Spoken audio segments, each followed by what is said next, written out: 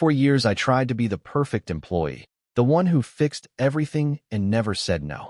Until one meeting made me realize why that was the biggest mistake of my career. The first time my manager called me rock solid, I carried that compliment around like a medal in my pocket. I was 22 years old, fresh out of college, standing in a gray conference room that smelled like burnt coffee and printer toner. The company was not glamorous. It was a mid-sized logistics firm outside Columbus, Ohio. Beige walls, fluorescent lights that hummed all day. But to me, it felt like the start of something important. My name is Daniel Mercer, and back then, I believed with everything in me that hard work was the simplest formula in the world. You show up, you do more than expected, you stay loyal, and eventually, the world notices. That belief shaped everything. On my third week, a shipment error nearly cost us a major client. The numbers were off by thousands of units. My supervisor, Greg Hollis, was pacing like he had just been handed a bomb with a countdown on it. Nobody wanted to touch it. It meant combing through invoices from the last 6 months, late nights, and probably angry calls. I volunteered. I still remember Greg raising his eyebrows at me. "You sure?" he asked. I nodded before he could change his mind. I stayed until almost midnight that week. Every night. My girlfriend at the time, Lauren, kept texting me, asking if I was coming home. I told her this was temporary, just a chance to prove myself. I ate vending machine pretzels for dinner and drank enough stale office coffee to make my hands shake. By Friday, I had found the error. It was a tiny miscode buried deep in an automated system. I fixed it, sent out the corrected report, saved the account. Monday morning, Greg called me into his office. He shut the door, leaned back in his chair, and said something that locked into my brain. "Daniel, people like you go far." That was it. No bonus. No raise. Just that sentence. But it was enough. I started coming in early after that. Not because anyone asked me to, but because I liked the quiet hum of the building before 8.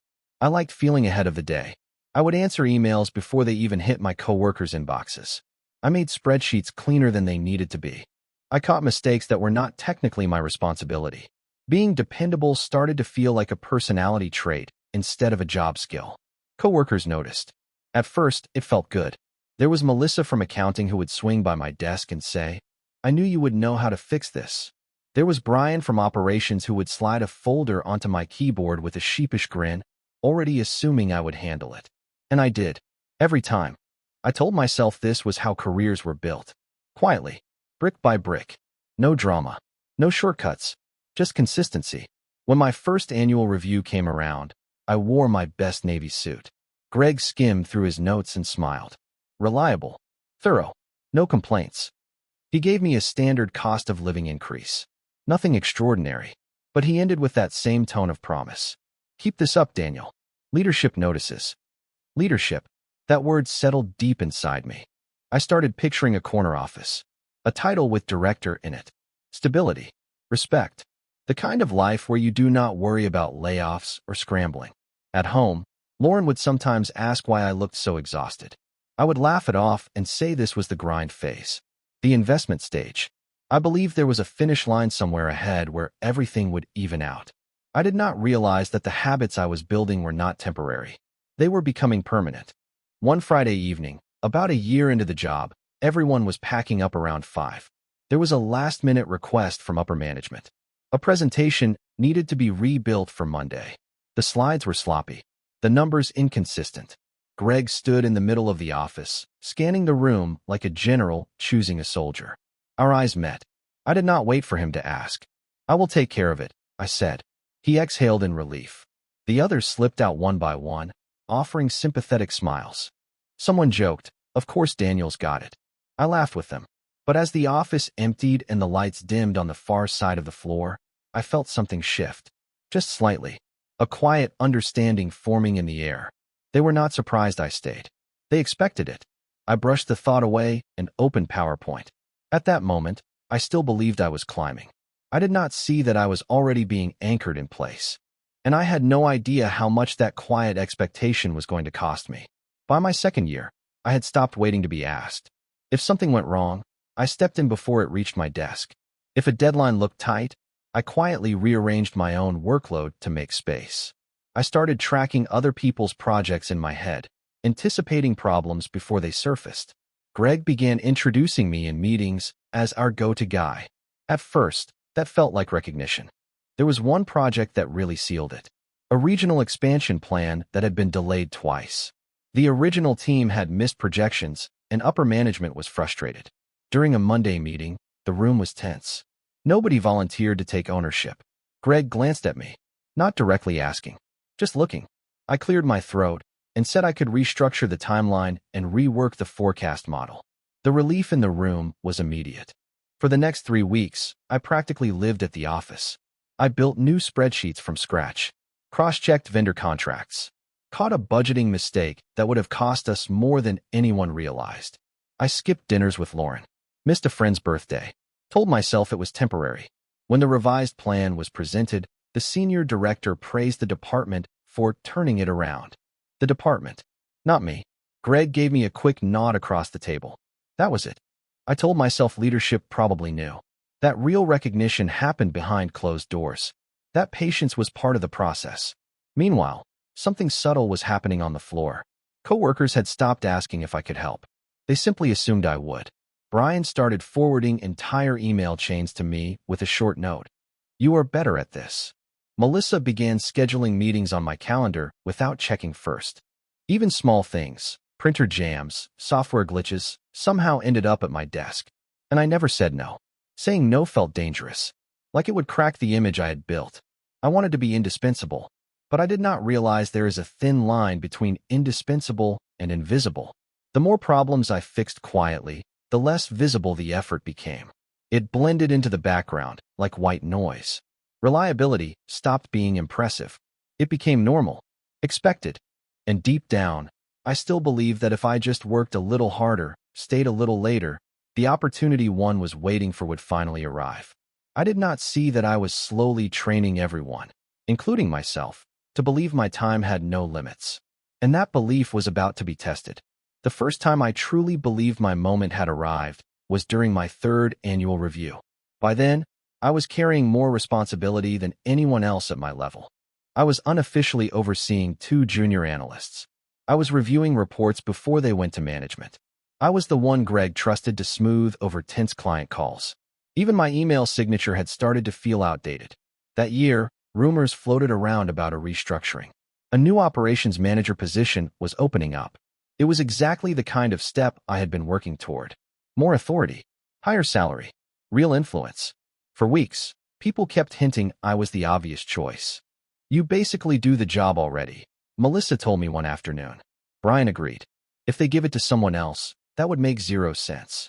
I tried not to get ahead of myself, but in quiet moments, I imagined calling my parents and telling them I had finally moved up. I imagined Lauren looking at me with pride instead of concern. The day of the announcement, we were called into the main conference room. Greg stood at the front, clearing his throat. I felt my pulse in my ears. He congratulated the team on a strong year. He talked about growth and stability. Then he said they had selected someone with proven leadership experience and a fresh strategic perspective. They hired someone from outside the company, a guy named Mark Reynolds, mid-30s, confident handshake, crisp suits. He had managed a similar team elsewhere. The room applauded politely. I clapped too. Inside, something deflated. Afterward, Greg pulled me aside. He said they valued my consistency, that I was critical to keeping the department running smoothly. He mentioned how risky it would have been to disrupt what was working. That sentence stuck with me. Risky to disrupt what was working. In other words, promoting me would have created a gap they did not want to fill. A week later, my raise came through. It was larger than usual. Enough to soften the blow. Enough to make it seem like progress. But it was not the title. Not the authority. Not the shift I had been waiting for. I told myself it was still a win. That maybe this was just delayed timing. That I needed to prove myself a little more. Meanwhile, Mark started delegating tasks. To me, he leaned on my knowledge constantly. Asked me to brief him before meetings. Had me draft plans he later presented to senior leadership. He thanked me in private. Leadership praised him in public. And I began to understand something I did not want to admit. My reliability had made me valuable, but it had also made me safe. Too safe to move. Too useful to promote. And I was still the one staying late. Mark settled in quickly. He was sharp. I will give him that. He knew how to speak in meetings. He knew how to summarize numbers in a way that sounded decisive. But when it came to the details, the messy, behind-the-scenes work, he leaned on me constantly. At first, I did not mind. I told myself this was exposure. I was getting a front-row seat to leadership. Maybe this was training in disguise. He would call me into his office and shut the door, lowering his voice like we were planning something confidential. "Daniel, can you run projections on this before I present it? Daniel, what is the backstory on that vendor issue? Daniel, draft something I can take upstairs." I drafted entire strategy outlines, built performance reports, even structured a quarterly improvement plan that he presented almost word for word. In meetings, he would say, "My team and I have been working on this." My team and I. I sat 2 chairs down, nodding.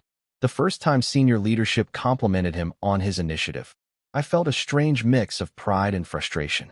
I knew the work inside out because it was mine, but the credit traveled upward, not sideways. Meanwhile, the workload below me did not shrink. The junior analysts relied on me more than ever. They would bypass Mark entirely and come straight to my desk. I became the unofficial middle layer, managing down without the title, supporting up without the authority. One afternoon, I looked at my calendar and realized something unsettling. Every single open task with real weight had my name on it. Mark handled meetings. I handled outcomes. And because I handled them well, nobody questioned the setup. I remember staying late one Thursday, staring at the office windows reflecting my own tired face. The cleaning crew moved quietly behind me. My phone buzzed with a text from Lauren asking if I was coming home before 10. I typed back that I had to finish something important. The truth was, it was not urgent. It just felt expected. That was the shift. Expectations had replaced requests. Nobody asked if I could carry the load anymore. They assumed I would. And I had trained them to think that way. The strange part was, I still believed I was building towards something. If I just kept proving myself. If I just kept delivering. If I just made it impossible to ignore me. But the more invisible my effort became, the more trapped I started to feel. And the first crack did not come from work. It came from home. Lauren was the first person to say it out loud. We were sitting at our small kitchen table one Sunday evening. The light above us flickered the way it always did.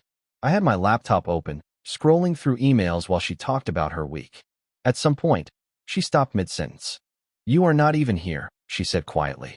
I looked up, confused. I told her I was listening. She shook her head. "No, you are physically here. That is different." I tried to explain that things were just busy, that this phase would pass, that once I secured the right position, everything would stabilize. She asked me something that caught me off guard. "When does that happen?" I did not have an answer. For months, I had been promising that the long hours were temporary, that the missed dinners and canceled plans were investments. But the timeline kept stretching. There was always another project, another crisis, another reason to stay late. She started going to events without me. Birthday parties, weekend trips, weddings. I told myself it was fine, that supporting our future mattered more than one night out. But one night, I came home close to 11. The apartment was dark. Her suitcase was by the door. She had been offered a job in Chicago. She told me weeks earlier. I had nodded distractedly and said we would figure it out. That night, she told me she had accepted it. She said she could not keep building a life around someone who was never present. She said it felt like she was competing with a building full of fluorescent lights. I wanted to argue, to promise change. But even as I opened my mouth, my phone buzzed with a late email from Mark asking for numbers before morning. Lauren noticed. She gave a tired smile. "That is exactly what I mean." She left 2 weeks later. I told myself it was unfortunate timing, that relationships sometimes strain under ambition, that once I reached the next level, I would have more control. At work, I did not mention the breakup. I arrived early the next morning like nothing had happened. Greg clapped me on the shoulder that week and thanked me for holding everything together. Holding everything together. The words felt different now, because I had just watched something important fall apart. And for the first time, I wondered if the stability I was chasing at work was quietly costing me every other part of my life. But I still did not slow down. Not yet. After Lauren left, I told myself the extra hours would be easier. There was no one waiting at home. No dinner getting cold. No quiet disappointment across the table. The apartment felt hollow, but I convinced myself that emptiness meant freedom. More time to focus. More time to push forward. And I did. I became even more efficient. I streamlined reporting systems, automated part of our tracking process, Took over vendor negotiations when Mark said he did not have the bandwidth. My name was attached to nearly every internal improvement that year, even if it was not visible outside the department. Greg called me the backbone during one quarterly meeting. Everyone nodded. Backbone. It sounded strong. Essential. But nobody ever promotes the backbone. You just expect it to hold everything upright. By then, new hires had started coming in straight from business schools. Younger, energetic, confident. They asked bold questions in meetings. They volunteered for presentations. They positioned themselves carefully, visibly. I stayed focused on execution. One of them, a guy named Tyler, started shadowing Mark. He asked to sit in on strategic calls, offered to draft summary emails for senior leadership. Within months, he was presenting updates I had assembled. I told myself I did not need the spotlight. Results would speak for themselves. Except results do not speak. People do. And I rarely spoke about my own work. Late one night, I caught my reflection again in the dark window. Same desk. Same glow of the monitor. 3 years had passed since I first walked into that building, hungry and hopeful. I tried to remember the last time I had taken a full week off. I could not. I had unused vacation days stacking up. I always postponed them because something important came up. A system migration. A budget revision. An audit. Important to who? That question crept in quietly, then disappeared just as fast. The company announced record profits that year. Leadership sent a congratulatory email to the entire staff. There was a catered lunch. A few framed certificates handed out. Mark received one for outstanding operational leadership. He thanked the team. I clapped. And for the first time, the applause felt hollow in my hands. Something inside me was thinning. Not dramatic. Not explosive. Just a slow erosion. I was working harder than ever. But the distance between effort and reward felt wider. And I was starting to wonder if I had mistaken endurance for progress. The breaking point did not come with fireworks. It came with a mistake. Not mine. A major client contract was mishandled during renewal. Tyler had been overseeing the communication, eager to prove himself. Numbers were misquoted. Deadlines misunderstood. By the time anyone realized, the client was threatening to walk. Mark called an emergency meeting. The room felt heavy. Senior leadership dialed in. There was talk of revenue loss, reputation damage, long-term impact. Then came the familiar shift. Eyes turned toward me. Not because I caused it, but because I fixed things. Mark spoke carefully, explaining that we were already working on a recovery plan. He did not mention that the recovery plan existed only because I had stayed up the night before drafting one. When the meeting ended, he closed his office door and looked at me with that same tone he had used for years. I need you on this. I nodded automatically. For the next 2 weeks, I practically lived at work again. I rebuilt the proposal structure, recalculated pricing models, joined calls to reassure the client. I even coached Tyler on what to say, feeding him talking points before every meeting. We salvaged the account. Barely. Leadership sent a cautious congratulations. Mark was praised for steady leadership under pressure. Tyler was described as showing growth through adversity. My name appeared once, in a sentence about the team's collective effort. That was when something finally clicked. I was not being overlooked by accident. I was being relied on too heavily to be moved. Later that month, promotion conversations surfaced again. Tyler was elevated to a visible strategy role, recognizing his potential. I sat at my desk, staring at the email announcement. Potential. I had results. He had potential. Greg stopped by and told me not to take it personally. He said I was too critical in my current position to shift right now, that I was stabilizing the department. Stabilizing. That word felt like a cage. That evening, I stayed late again. Out of habit more than necessity. The office was quiet. My inbox was finally empty. For the first time in years, there was nothing urgent. And instead of feeling proud, I felt tired. Not physically. Something deeper. I thought about Lauren. About unused vacation days. About how many nights I had traded for praise that never quite materialized. I had been chasing forward movement, but I was standing in the same place. And for the first time, I asked myself a question I had avoided for years. What if being the perfect employee was the very thing keeping me stuck? The realization did not explode. It settled. For a few days after that email about Tyler's promotion, I moved through work like I always had. Answered messages. Cleaned up reports. Fixed small errors before anyone noticed them. But something inside me had shifted. I started observing instead of automatically responding. I noticed how often Mark redirected difficult tasks toward me without thinking. I noticed how quickly people accepted that I would stay late. I noticed that nobody ever asked what I wanted next. It was as if my ambition had been quietly replaced with utility. One Thursday afternoon, Greg stopped by my desk again. There was another deadline. Another quick favor. I almost said yes before he finished the sentence. Almost. Instead, I asked him something simple. Where do you see me in the next year? He blinked, caught off guard. He said I was invaluable, that I was a stabilizing force, that the team would struggle without me. I waited. Then he added that leadership did not want to risk losing that consistency, that promotions required visibility and strategic presence, things I could work on over time. Over time, I realized I had been hearing variations of that phrase for years. I told him, calmly, that I wanted a defined path, a timeline, not vague encouragement, something measurable. The air changed. He shifted in his seat and said we could revisit it next quarter, that now was not ideal timing with everything going on.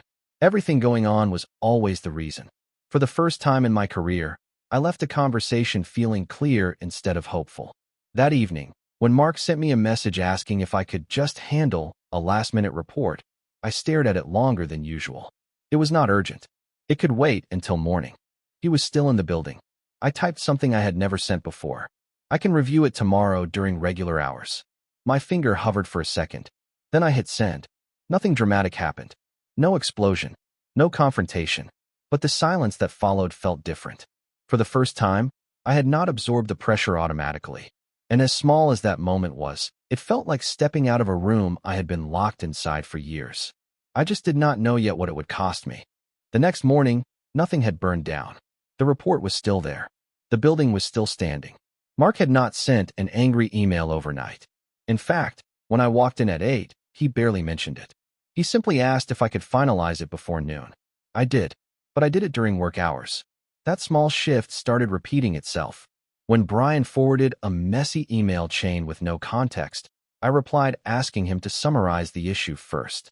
When Melissa tried to book over my lunch break, I suggested an open slot later in the week. When Tyler asked if I could quickly polish his presentation before a leadership meeting, I told him I would review it tomorrow if time allowed. Time allowed. Those words felt foreign in my mouth. At first, people looked surprised. Not angry, just confused. Like a machine, they had always relied on suddenly required instructions. And something interesting happened.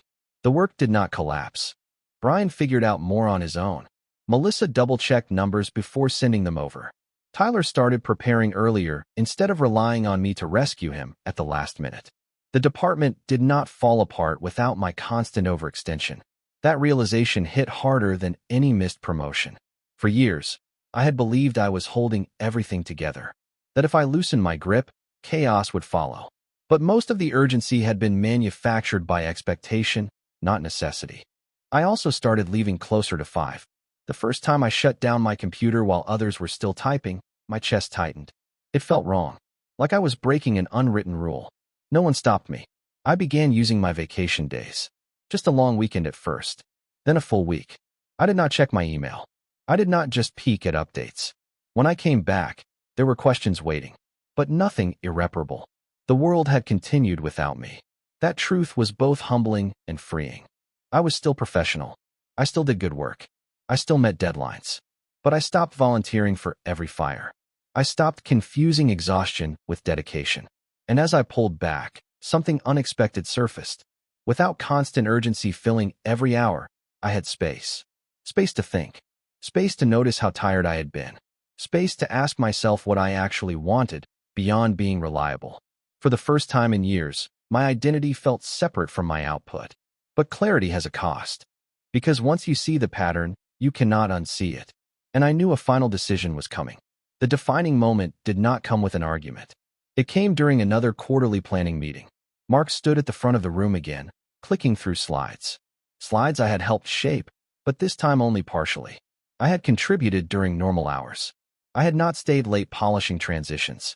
I had not rewritten entire sections at midnight. The presentation was fine.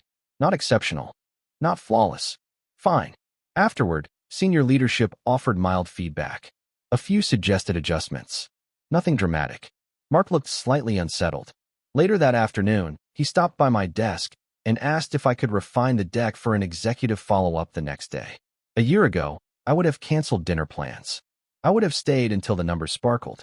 Instead, I asked a simple question. Is it necessary for tomorrow, or can we schedule it later this week? He paused. There was no emergency. No client threatening to leave. Just preference. We can move it, he admitted. That was the moment everything became clear. For years, I had been operating under constant self-imposed urgency. I had treated every request like a crisis, every task like a test of worth. But most of it had been adjustable, flexible, human. I had trapped myself in the role of the perfect employee. And perfection, I realized, is incredibly convenient for everyone else. That evening, I stayed until 5, closed my laptop, walked out with the rest of the team. No applause followed. No grand announcement. The building did not crumble behind me. Over the next months, I kept doing strong work. I documented my contributions. I spoke up in meetings. I stopped assuming silence would translate into recognition. Eventually, I updated my resume. Not out of anger. Not as revenge. Just out of clarity. I understood something I wish I had known years earlier. Professionalism does not mean self-sacrifice. Dependability does not require depletion. And respect at work should not depend on how much of yourself you are willing to give away. I still value hard work. I still care about doing things well. But I no longer confuse being needed with being valued. The difference took me years to see. And the moment I did, I stopped trying to be perfect. I started trying to be balanced. And that changed everything.